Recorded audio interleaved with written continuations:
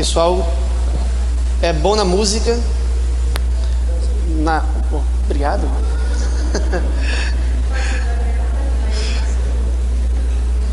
Excelente o trabalho de vocês.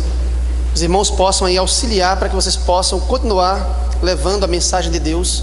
Como ele falou, não é apenas boa música, é muito boa música, né?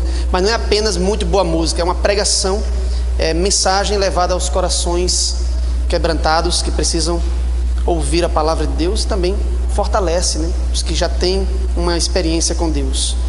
Os irmãos tocam muito bem, viu? Instrumentos novos ali que estão muito bem tocados. Estão muito bem tocados. Excelente o trabalho de vocês. Deus continue abençoando. Irmãos, tenham paciência comigo que eu vou tentar construir símbolo por símbolo, certo? Então, como é um estudo longo, eu preciso ir pelas deficiências da linguagem, dizer uma coisa primeiro, logo em seguida a outra, já que eu não posso dizer tudo simultaneamente. Então, permitam-me ir construindo aos poucos, juntamente com os irmãos, para depois eu não sair daqui, os irmãos dizerem, era assim, mas eu acho que não é mais assim.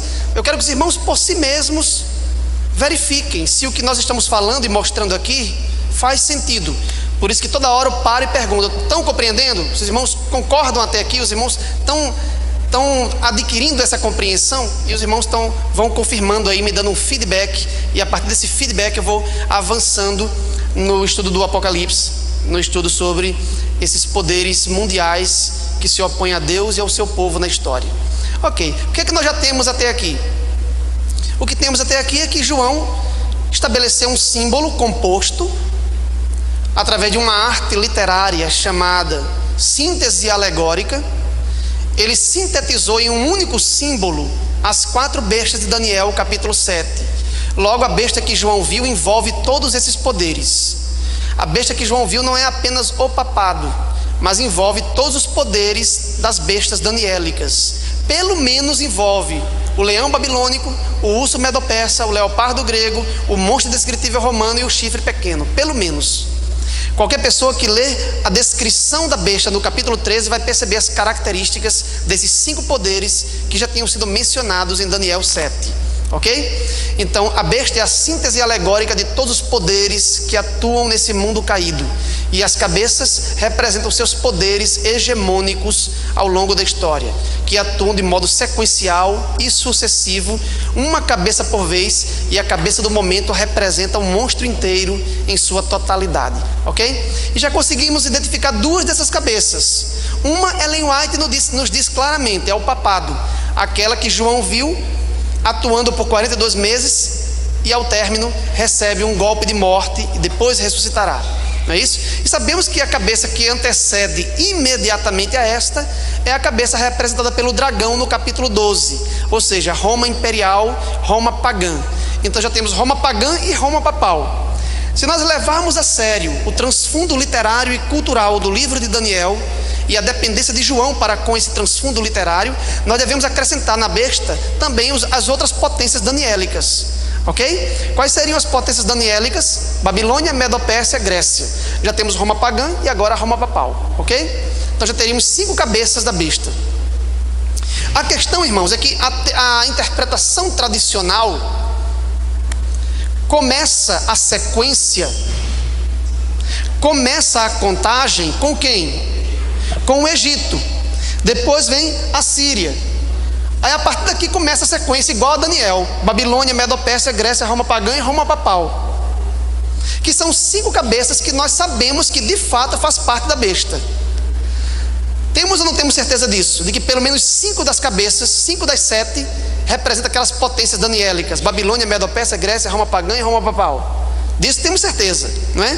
Agora, qual é a certeza que nós temos para inserir Egito e a Síria entre as cabeças da besta? Em termos literários, nenhuma, porque Daniel nunca menciona Egito nem a Síria como poderes mundiais anti-Deus que operaram ao longo da história. Então, em termos de raízes no Antigo Testamento, no texto, nós não temos provas materiais escriturísticas para inserir Egito e a Síria entre as cabeças. Mas alguém pode dizer: mas eles não foram grandes impérios? E a besta não representa todos os impérios? Mas eu pergunto para os irmãos: Egito e Assíria foram impérios de hegemonia universal? Sim ou não? Não. O Egito foi um grande império? Sim, mais cultural do que político. Para dizer a verdade, o Egito nunca conseguiu sair, nunca conseguiu se expandir imperialmente para fora da moldura histórico-geográfica ali às margens do rio Nilo. Só houve uma tentativa de expansão dos faraós para controlar outros espaços territoriais na 18ª dinastia com Ramsés II, mas sofreu fragorosa derrota diante dos hititas, um outro império que se levantava naqueles dias. Então, na realidade, embora o Egito tenha sido um grande império cultural, ele não foi um império de hegemonia universal que controlou, dominou soberanamente sobre outros impérios. Então não há razões históricas plausíveis para inserir o Egito como sendo um império de hegemonia universal. A Síria muito menos, porque quando estava começando a dar os sinais hegemônicos, surgiu Nabopolassar e Nabucodonosor, que lhe infligiram duros golpes, de modo que eles é que se tornaram os senhores do mundo naquele tempo, e não a Síria em si. Então não há razões históricas nem literárias escriturísticas para inserir Egito e Mesopotâmia. Me parece que seria mais interessante sermos fiéis ao livro de Daniel. E como é que Daniel começa a sequência? Então vamos começar como Daniel começou: Babilônia, Medopérsia, Grécia, Roma pagã e Roma papal.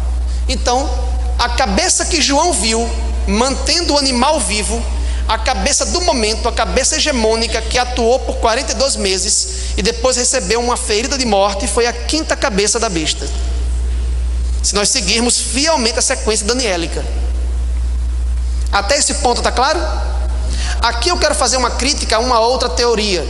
A teoria de que as cabeças da besta representam formas governamentais de Roma.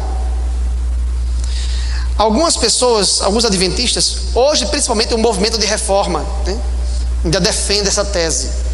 Se é que existe algum movimento de reforma, porque eles deformam na realidade. Não existe reforma, existe deforma por aí afora. Mas eles defendem, e nós defendemos por um certo tempo, que as cabeças da besta representavam formas de governo de Roma, e não impérios mundiais. A besta como um todo seria Roma pagã. Olha como é essa interpretação. A besta como um todo seria Roma pagã, e as cabeças seriam formas governamentais de Roma pagã. Reis, cônsules, decênviros, triúnviros, ditadores, imperadores e papas. As 7 formas governamentais pelas quais Roma passou. Faz sentido essa teoria? Não faz. Primeiro porque ela define a besta como um todo de modo equívoco. A besta como um todo não é Roma pagã. Nós já vimos que ela possui partes do leão babilônico, do urso medo-persa, do leopardo grego, do monstro descritível romano e do papado. Então a besta como um todo não é um império romano, não é Roma pagã. E as cabeças não podem ser formas governamentais por vários motivos. O primeiro e o mais importante para mim é que nós não temos nenhuma passagem bíblica que defina cabeças como formas de governo. A Bíblia só define as cabeças em linguagem profética uma única vez, em Daniel capítulo 7. E lá como é que se define as cabeças? Como reinos, como sistemas amplos de governo, e não como formas de governo de um único estado político. Essa teoria ela possui outras falhas, como por exemplo colocar reis aqui e imperadores aqui, praticamente não teria diferença. Não é verdade? Colocar cônsules como uma das cabeças é um contrassenso, porque o consulado existiu em Roma como uma magistratura e não como uma forma de governo, enquanto todas as formas de governo atuavam. Decênviros e triúnviros, só houve 2 triunviratos na história, e mesmo assim intercalados por ditadores. Então ela não obedece uma sequência real na história. Essa é uma teoria que foi forjada, manipulada para se encaixar nas 7 cabeças. mas na realidade ela não corresponde à realidade histórica. Então essa teoria ela padece de muitas falhas. Lousuere, um doutor da Andrews, pastor adventista, doutor na Andrews, doutor em teologia, lançou uma dissertação em que ele refuta por vários ângulos essa tese das cabeças como formas governamentais de Roma. Ok? Então leiam essa dissertação e vocês vão ter mais argumentos ali. Quem não tiver, eu posso enviar via... vocês me dão um endereço eletrônico, eu envio para vocês, ou via Face. Então essa tese ela é verdadeiramente ultrapassada. O doutor Hans Larondelli, falecido, também um grande teólogo da igreja, também procurou refutar a tese de Egito e Assíria como sendo cabeças da besta dentro daquela sequência. Ok? E a tese de que são 7 papas, aí nem se fala. Essa aqui é a pior de todas, porque além de desrespeitar o símbolo das cabeças como impérios universais, hegemônicos e corporativos, para indicar papas individuais, ela não tem nenhum fundamento na Bíblia, porque ela parte do pressuposto de que a besta inteira é o papado e que as cabeças são papas individuais. Nós sabemos que a besta inteira não é o papado. Nós sabemos que a besta inteira representa todos os poderes malignos do mundo que se levantaram contra Deus. E as cabeças são impérios hegemônicos ao longo da história que atuam de modo sequencial e não simultâneo. Não foi isso que nós vimos? O pior dessa teoria é dizer que a contagem dos papas deve começar do Edito de Latrão em 1929, assinado por Benito Mussolini, no auge do fascismo italiano, até os nossos dias. Aí eles contam, quem foi que assinou o Edito de Latrão? Foi o Papa Pio XI. Aí começa Pio XI, Pio XII, João 23, Paulo VI, João Paulo I, e João Paulo II, que foi o sexto, e o sétimo seria o Bento XVI, que duraria pouco. Aí tem que aparecer o 8º rei para levar o mundo à perdição. Nesse caso seria ou este Papa atual, ou uma manifestação de Satanás falsificando a volta de Jesus. Essa teoria, além de ter um caráter sensacionalista, né, para mostrar que Cristo vem em nossa geração, que o decreto dominical vai ser agora com esse Papa, coisa parecida, só tem a função de assustar os irmãos, só isso. E ela não se encaixa nas descrições que a Bíblia faz dos símbolos proféticos. Então me parece que é melhor seguir o esquema daniélico: Babilônia, Medopécia, Grécia, Roma pagã e Roma papal, a 5ª cabeça da besta que João viu atuando ali no capítulo 13 do livro. Então resta-nos saber quem é a 6ª e a 7ª cabeça. Aí agora está se aproximando da resposta para a pergunta que a irmã fez ali. Mas nós precisamos compreender claramente até aqui. Se há alguma dúvida até a 5ª cabeça, nós temos que tirar essa dúvida agora, porque o que vamos falar em seguida só será bem assimilado se nós tivermos a compreensão clara dessa sequência até este ponto. Ok? Uma outra falha da teoria dos 7 papas é que a irmã White diz que uma das cabeças da besta, a que foi ferida de morte, representa todo o sistema papal. Ora, se uma cabeça representa todo o papado, como é que as outras vão representar papas individuais? Então, evidentemente, essa teoria não suporta o crivo da investigação. A teoria é bem alarmista, mas não suporta o crivo da investigação. Então, fala aí.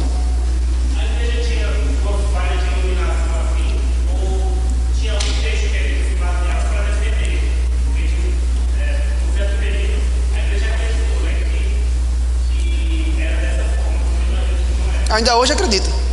Tem muitos irmãos que ainda acreditam assim, dessa forma. Sim.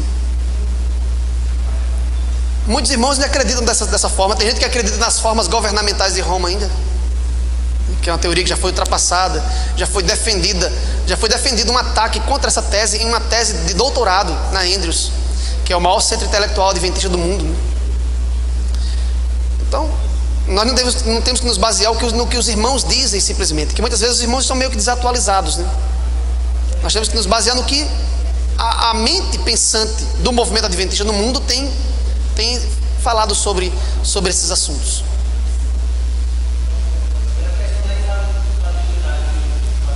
Sim. Sim. Pode dizer sem medo de errar que a igreja errou, porque nós não temos nenhuma, nós não arrogamos infalibilidade em nenhum momento. A igreja erra em suas interpretações.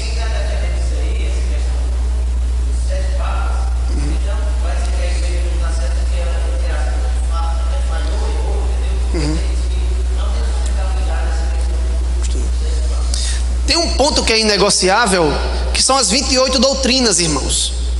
Esses são 28 pontos inegociáveis, que faz parte do nosso corpo doutrinário. Vocês veem lá no Nisto Cremos. Mas versículos e interpretações de versos do livro do Apocalipse, Daniel, isso aí são pesquisas que estão sendo feitas toda hora, todo instante. Mas as 28 doutrinas são intocáveis, evidentemente. Mas nós não estamos trabalhando com doutrina aqui. Nós estamos trabalhando com um tipo de posicionamento interpretativo referente às cabeças da besta, que não faz parte das 28 doutrinas. O que caracteriza o movimento adventista no mundo são as 28 doutrinas. E as interpretações de outras passagens nós vamos sempre recebendo nova luz e avançando na compreensão.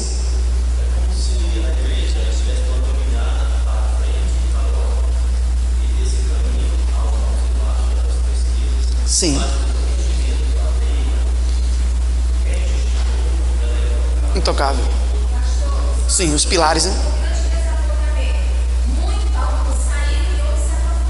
Sim.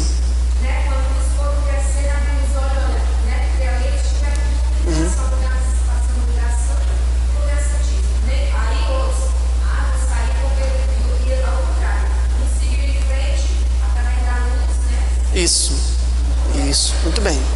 Isso aí, um bom exemplo, né? Para mostrar como nós podemos falhar em certos pontos. Depois, quando estudamos mais, nova luz é derramada. Deus derrama luz sobre o povo quando o povo se volta para a Bíblia. Por que começa a predominar tradições entre nós? Porque o povo não se volta para a Bíblia. Quando o povo se volta para a Bíblia, começa, não era assim, e começa a rever certos pontos e avançar no conhecimento da verdade. Quando vocês virem um povo bem quieto, bem tranquilo, sem se voltar para a Bíblia, é porque Deus não está ao lado do povo nesse momento. Ou melhor, o povo não está ao lado de Deus. Deus está ao lado do povo quando o povo está voltado sobre a Bíblia, caindo sobre o livro para investigar e procurar nele as palavras da vida eterna, cavando, procurando a verdade como se fosse tesouro escondido. É nesse momento que Deus começa a abençoar o povo. Quando o povo começa a achar que já sabe muito, que está relaxado, que não precisa mais estudar, aí Deus envia as heresias. Aí começa a aparecer um monte de movimento herético dentro da igreja para fragmentar a unidade da igreja e levar um bocado de gente para fora. Deus permite que isso aconteça, Satanás vai e atua por meio das heresias. Deus permite que isso aconteça, que a operação do engano venha sobre muitos. Foi o que ocorreu com o movimento antitrinitariano no Brasil, né? Pegou um bocado de gente que tinha mais de 50 anos na igreja sem saber nada de Bíblia. Apareceu um bando de pessoas que não sabiam praticamente nada de Bíblia, tanto quanto eles, mas porque estudou um pouquinho contra a Trindade, saiu, levou um bocado de gente para o movimento antitrinitariano. Sim. Sobre Ellen White, que é a próxima crise que vai vir. Eu estou profetizando não, viu, irmãos? Eu percebo que isso vai acontecer pelos nossos estudos. Será a próxima crise com relação aos escritos de Ellen White, mais na frente, sobre a veracidade de seus escritos. Já está aí um movimento antidízimo na internet, que dízimo não é coisa do Novo Testamento, era coisa do santuário no Antigo Testamento, ninguém deve dar mais dízimo. Aí está aparecendo um monte de movimento aqui e ali, está levando um bocado de gente. É Deus permitindo um peneiramento, para que o povo que está relaxado seja levado por qualquer vento de doutrina, mas o trigo precioso ficará. A palha é levada pelo vento, mas o ouro fica ali. Então se segure nas malhas da peneira, porque o que tiver de ser sacudido será. Certo, irmão? Vamos lá, vamos prosseguir nosso estudo. Pode.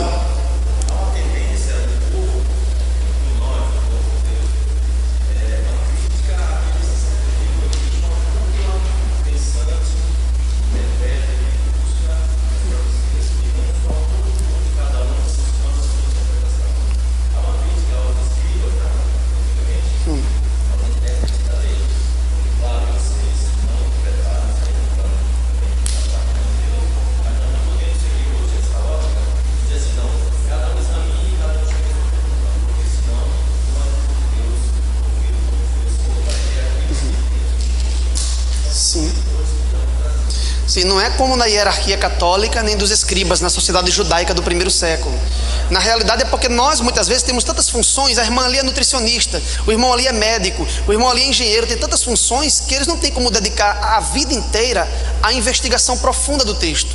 Então o que é que nós como povo fazemos? Nós ajudamos, nós financiamos, né, por meio dos nossos dízimos, nós sustentamos e mantemos pessoas para dedicarem as vidas ao estudo da palavra. Não necessariamente os pastores, mas os teólogos em si, porque tem pastor que não é teólogo, né? pastor ele tem formação em teologia, mas ele escolhe se ele vai para a área mais devocional ou para a área técnica do texto. Eu optei pela área técnica, não para apacentar as ovelhas. Optei pelo estudo técnico do texto. Então a minha vida é ler manuscritos em aramaico, manuscritos em grego, manuscrito em hebraico, ler o texto de um lado, do outro, por trás, pela frente, todos os lados. E nós estamos ajudando, nós temos o prazer de colaborar para que esses estudos avancem. Então evidentemente esses homens chegarão a conclusões mais profundas do texto do que nós que estamos ocupados com outros afazeres no dia a dia. E isso é motivo de orgulho para nós, saber que nós estamos patrocinando essa causa em todo o mundo agora. Em 230 países está ocorrendo isso, espalhados pelo mundo todo, né? Vamos em frente, vamos continuar nossa compreensão do Apocalipse 13. Eu tenho medo dessas intervenções demais, irmão, e a gente não tem mais tempo, viu? Vai em frente. Muito bem, irmão. Aí, agora eu gostei, viu, irmão? Agora você... O irmão está na expectativa, querendo saber o que é a sexta cabeça e a sétima, né, irmão? Só tem uma hora. Em uma hora o que é que eu faço, irmão? Em uma hora eu só chego só na sexta cabeça. Então vamos prosseguir. Então eu vou explicar só a besta hoje. Outro dia eu explico quem é a mulher babilônica, explico os outros símbolos ali, os chifres, tudo bem. Vamos lá. Nós temos agora uma sequência montada com base na Bíblia e na Bíblia somente, certo? Porque as outras teorias têm base mais na história do que na Bíblia. Ah, são os papas, mas não tem base bíblica. Pode ter base na história, mas não tem base bíblica.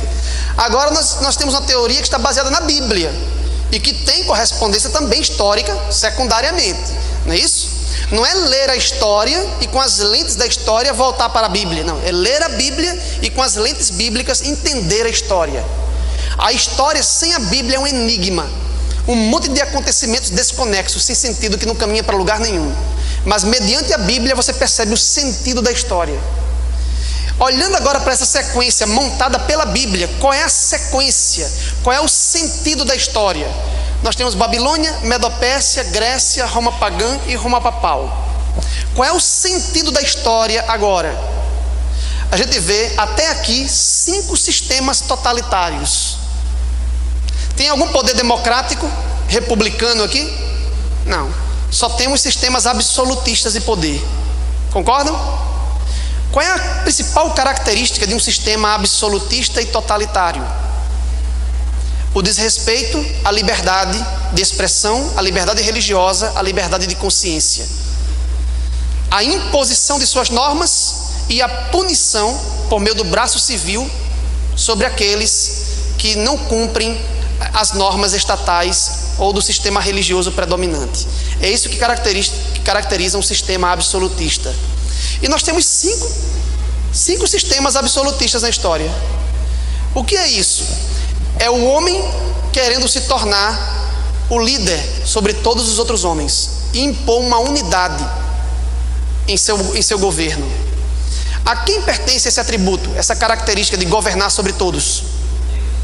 Mas os sistemas humanos, os impérios, tendem a arrogar para si prerrogativas divinas, de levantar um homem, de constituir um homem rei, imperador soberano sobre todos os outros, para ter domínio hegemônico.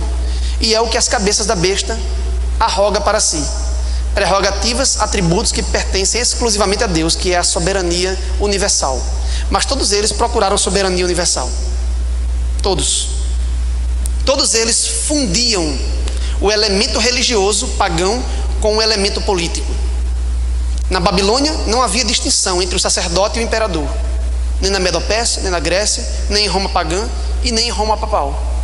Por incrível que pareça, Roma papal, que é uma versão cristã, né, da cabeça da besta, né, nós vemos ali a utilização da força do braço civil para perseguir os hereges, aqueles que discordavam de seus posicionamentos. Então temos 5 sistemas absolutistas, 5 formas de governo autoritária que se levantaram ao longo da história, procurando colocar-se no lugar de Deus. Acontece que a quinta cabeça recebe uma ferida mortal, ok? A irmã White diz que o papado é a obra-prima de Satanás. Satanás veio tentando. Começou com Babilônia, é a semente maligna do autoritarismo, do absolutismo e da união da igreja com o Estado, passou para a Medopérsia. Da Medo-Pérsia passou para a Grécia, da Grécia para o Império Romano e de Roma para o papado. E o papado recebe um golpe de morte. Vamos simular aqui: ferida mortal. Ok. Então a pergunta agora para os irmãos é: quem é a sexta cabeça? Quem é a sexta cabeça?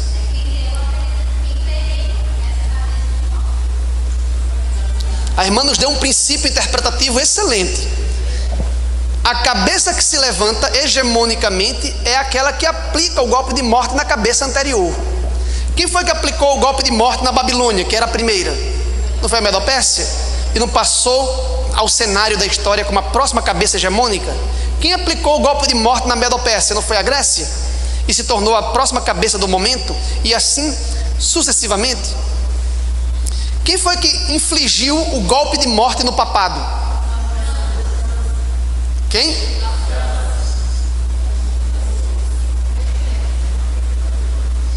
França é um dos 10 chifres da besta. Concorda comigo? Lembra que eu falei que os 10 chifres da cabeça da besta são os reinos bárbaros que fragmentaram a unidade do Império Romano no início da Idade Média e depois se tornaram as potências europeias? Um desses reinos bárbaros eram os francos. Não é isso? Então, se a França é um dos chifres, ela não pode ser uma cabeça ao mesmo tempo. Concordam? Mas nós não estamos falando de França simplesmente. Quem aplicou o golpe de morte no papado não foi a França, o reino franco na Idade Média, que estava aliado ao papado durante toda a Idade Média. Foi um novo sistema de governo que surgiu, que brotou na França, como suporte territorial à França. Mas o sistema que surgiu ali, que infligiu o golpe de morte ao papado, era um sistema diferente de todos os outros que tinha se levantado na história. Que sistema é este? França revolucionária. Não estamos falando de França simplesmente. Estamos falando do sistema revolucionário francês. Estamos falando daquilo que foi instituído na Revolução Francesa, que tinha como suporte religioso o ateísmo francês. Mas o ateísmo é uma dimensão religiosa, entre aspas aí, ou antirreligiosa. Mas o sistema revolucionário francês, no aspecto político, se caracteriza não pelo ateísmo. No aspecto político ele se caracteriza por outra coisa. O que foi que a França revolucionária gerou como forma administrativa de governo e que hoje predomina em todos os países do Ocidente? Como? República democrática. Então nós temos aí um sistema republicano democrático.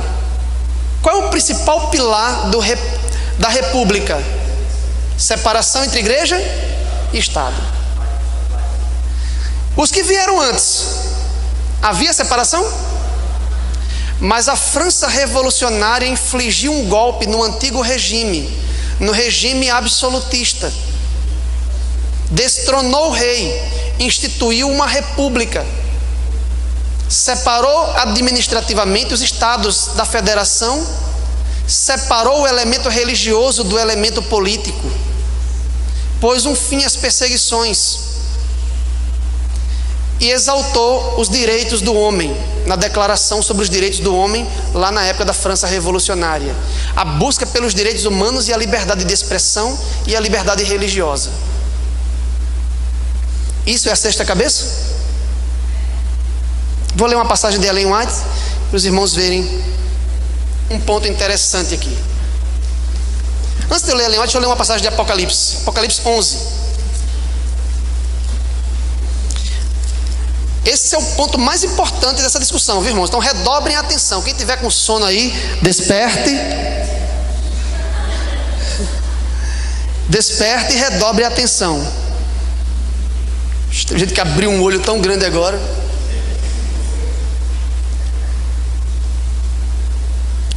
Capítulo 11.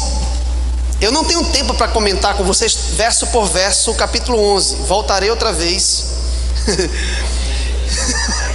para falar sobre isso. Mas no capítulo 11 tem duas expressões que nos interessam aqui, e que é muito interessante e muito importante. Verso 3: darei as minhas duas testemunhas, que tradicionalmente se interpreta como o Antigo e o Novo Testamento. Não vou trabalhar essa interpretação tradicional agora, né? Mas vamos partir desse pressuposto, né? Darei as minhas duas testemunhas, Antigo e Novo Testamento, que profetizem por 1260 dias, vestidas de pano de saco. Por quanto tempo as duas testemunhas de Deus deveriam profetizar? Quem atuava hegemonicamente durante os 1260 dias? A quinta cabeça, a cabeça papal. O que o texto está nos dizendo é que enquanto o papado estivesse atuando hegemonicamente, Deus iria fazer com que suas duas testemunhas ainda conseguissem profetizar. Mas como? Vestidas de pano de saco e cinza, em luto, em tristeza, porque o papado proibiu a leitura das Sagradas Escrituras pelo homem comum. O papado não aboliu a Bíblia. Sob profissão de reverência para com a Bíblia, retirou das mãos do povo, porque o povo inculto iria interpretar erroneamente a Bíblia. A alegação deles era essa: tirou a Bíblia da mão do povo. Mas a Bíblia ainda profetizava. Existiam pessoas que falavam, que pregavam, mesmo em meio às perseguições papais durante a Idade Média. Entendam que as coisas estão ocorrendo dentro da mesma sequência. Enquanto o papado atua como cabeça hegemônica por 1260 dias ou anos reais, as duas testemunhas estariam pregando, ok? Está claro esse ponto? Eu quero que os irmãos redobrem a atenção, porque vai falar de tempo. Quando envolve cronologia, às vezes a gente se perde um pouco. O papado atua 42 meses e as testemunhas estão atuando por 42 meses, 1260 anos, ok? Agora veja o que diz o verso 7. Quando tiverem então concluído o testemunho, está falando de quem? Das duas testemunhas. Quando tiverem então concluído o seu testemunho, quando é que elas concluem o seu testemunho? Ao término dos 1260 dias. Ora, se elas iriam profetizar por 1260 dias, quando é que elas terminam o seu testemunho? Quando terminar esse período. E quando termina esse período, o que acontece com o papado? Não recebe a ferida de morte? João no capítulo 13 não diz que ele atua por 42 meses, depois recebe uma ferida de morte e é lançado no abismo? Não é isso que está escrito lá? É ou não? Pronto. Aqui diz que quando as duas testemunhas terminarem o seu período de atuação, o papado termina também o seu. Mas veja o que acontece. Verso 7 novamente. Quando tiverem então concluído o testemunho que devem dar, a besta que está surgindo do abismo pelejará contra elas e as vencerá e matará. Algumas versões dizem a besta que sobe do abismo, mas no grego não existe um presente estático. Os verbos gregos trabalham sempre com presentes contínuos, que eles chamam de particípio presente. Então sempre não se traduz eu como, eu pulo, eu ando. No grego é eu estou comendo, eu estou pulando, eu estou andando, sempre no presente contínuo. Então a tradução aqui seria: a besta que está subindo do abismo pelejará contra elas. Contra elas quem? Contra as duas testemunhas, e as matará. Esta besta que está subindo do abismo pode ser o papado? Não, porque quando termina o testemunho das duas testemunhas, termina também a hegemonia papal. Mas agora está falando de uma outra entidade histórica, representada pela besta que está subindo do abismo. Se ela está subindo do abismo, é porque ela foi lançada no abismo. Como ela foi lançada no abismo? Quando recebeu a ferida mortal. A quinta cabeça atua por 1260 anos e representa a besta em sua totalidade, porque é a cabeça do momento. É a besta versão quinta cabeça, ok? Enquanto ela atua, quem está pregando? As duas testemunhas. Quando as duas testemunhas terminam de dar o seu testemunho, o que acontece com essa cabeça? recebe um golpe de morte e a besta é lançada onde? No abismo. Aí agora diz que a besta que está subindo do abismo, claro que agora é através de uma outra cabeça, a besta que está subindo do abismo, claro que através da sexta cabeça, pelejará contra as testemunhas e as matará. Quem é então essa besta que está subindo do abismo? Como a cabeça representa a besta em sua totalidade, está se referindo a uma outra cabeça atuante. Só pode ser a sexta, porque a quinta é que fez a besta cair no abismo quando recebeu o golpe de morte. Agora se refere a um outro poder que se levanta, como se a besta agora estivesse subindo do abismo, no qual foi lançada quando receber a ferida mortal. Mas ela só se levanta mediante uma outra cabeça. Não pode ser mais a quinta que foi ferida de morte. Quem é então? Nessa fase da vida da besta, chamada besta que está subindo do abismo, nós temos que encontrar a sexta cabeça, porque quando ela estiver completamente fora, quando ela subir definitivamente do abismo, é porque ela já estará curada de sua ferida mortal. A quinta cabeça que foi ferida ressuscita lá na frente, mas enquanto ela vai se levantando, enquanto a besta vai subindo do abismo, outras cabeças vão atuando, até que termine a marcha e o destino histórico das 7 cabeças. Quem é o oitavo rei lá do capítulo 17? Só pode ser a quinta cabeça revivida, como uma oitava, por isso que é uma das 7. Eu vou explicar isso em detalhes mais na frente. Quem é a sexta cabeça então? Enquanto a cabeça papal está ferida de morte e a besta está se recuperando, se levantando do abismo, ela atua na história através de uma outra cabeça, através da sexta cabeça. E é essa sexta cabeça que mata as 2 testemunhas. E foi a mesma que infligiu o golpe de morte no papado. A cabeça do momento inflige o golpe de morte no papado e mata as 2 testemunhas. E essa cabeça aparece na história no momento em que a besta está começando a sua ressurreição, seu processo de cura, que começa imediatamente depois da ferida. Quem é então? Já disseram naquela hora, esqueceram?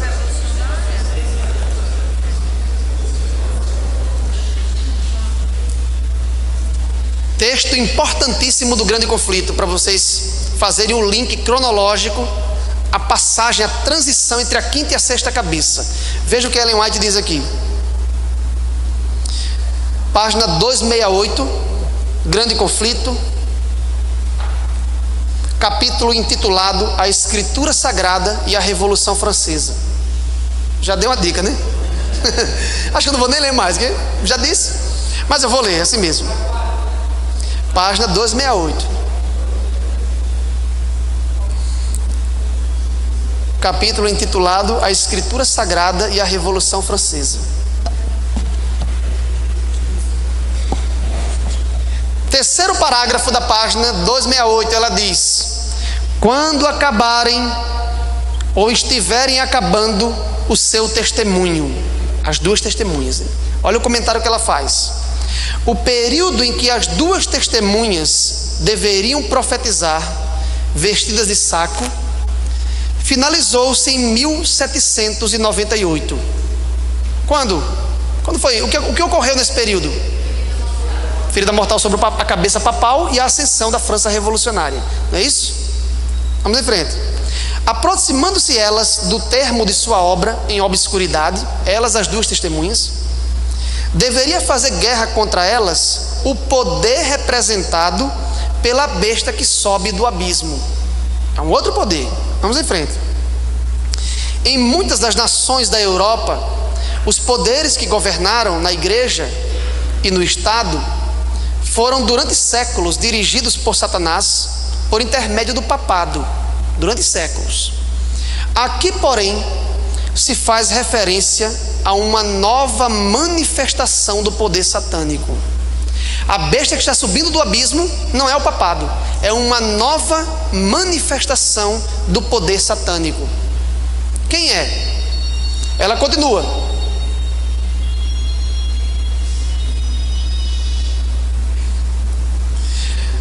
Fora a política de Roma, sob profissão de reverência para com a Bíblia, conservá-la encerrada numa língua desconhecida, a Bíblia.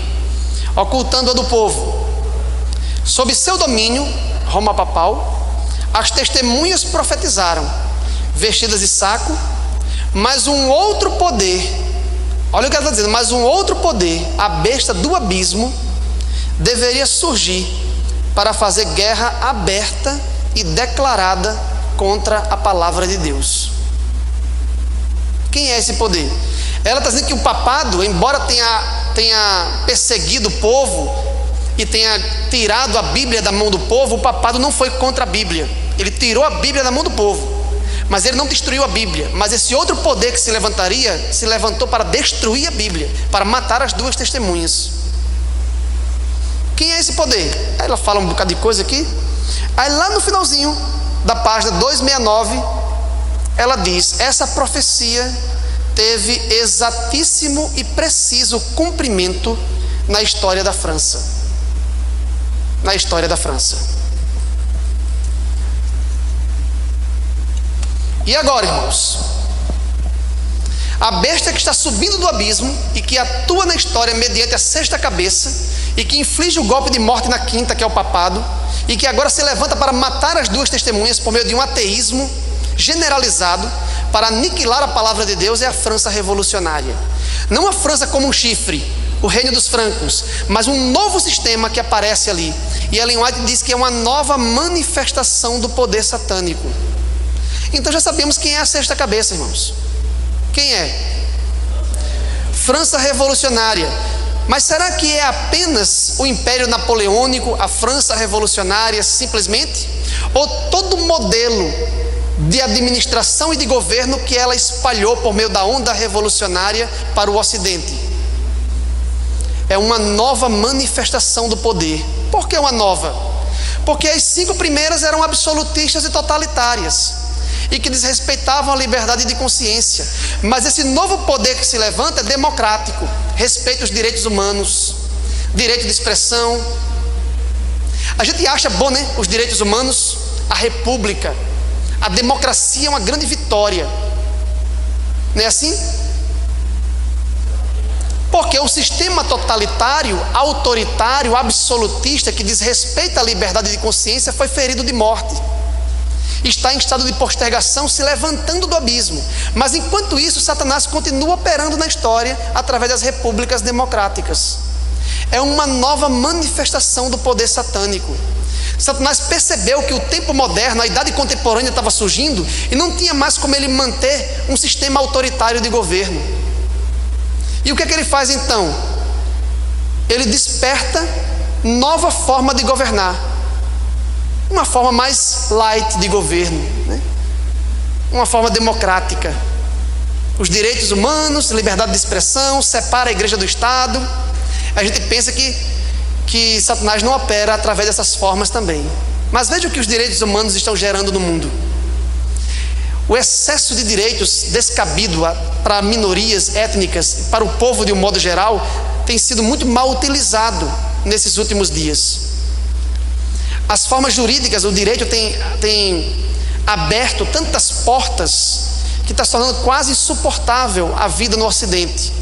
Mas a tendência é que essas formas democráticas se expandam cada vez mais até que haja uma insatisfação total e generalizada da sociedade humana contra a democracia. E a democracia ruirá e cairá no final. E sistemas autoritários de governo voltarão a governar a história. E vocês irão ver que a história se repetirá. Deveria ser abominável para mim dizer isso. Como historiador profissional, não deveria fazer uma afirmação como essa, de que sistemas autoritários voltariam, que a democracia vai cair. Mas eu não sou apenas um historiador profissional, eu sou um teólogo. E a Bíblia diz que hoje a besta está em estado de postergação. A natureza violenta, brutal e agressiva da besta, que desrespeita a liberdade, a sua natureza autoritária, não está funcionando agora. Mas a profecia diz que haverá uma recuperação da ferida. E aquela quinta cabeça totalitária, absolutista, que governou na Idade Média, retornará com todo o poder autoritário que tinha. Mas até que ela chegue, passarão ainda quantas cabeças? A sexta e a sétima. Essas duas cabeças estão inseridas dentro da fase da besta que está subindo do abismo. E quando ela estiver plenamente recuperada, será o 8º rei e levará o mundo inteiro à perdição. Até agora, importa que as democracias se expandam pelo mundo. As ditaduras do Oriente vão caindo cada vez mais e o mundo se torna cada vez mais democrático. A liberdade e os direitos humanos se expandem. É a besta em estado de postergação, ferida de morte. Mas ela não fica definitivamente ferida, ela se recupera da ferida e vai impor ao mundo uma legislação universal, sob pena de morte para quem desobedecer e não cumprir. Aí a história se repetirá. Sabemos que a sexta cabeça são as repúblicas democráticas do Ocidente, lideradas pela França revolucionária a princípio. Nesse ponto a dúvida? Sim ou não?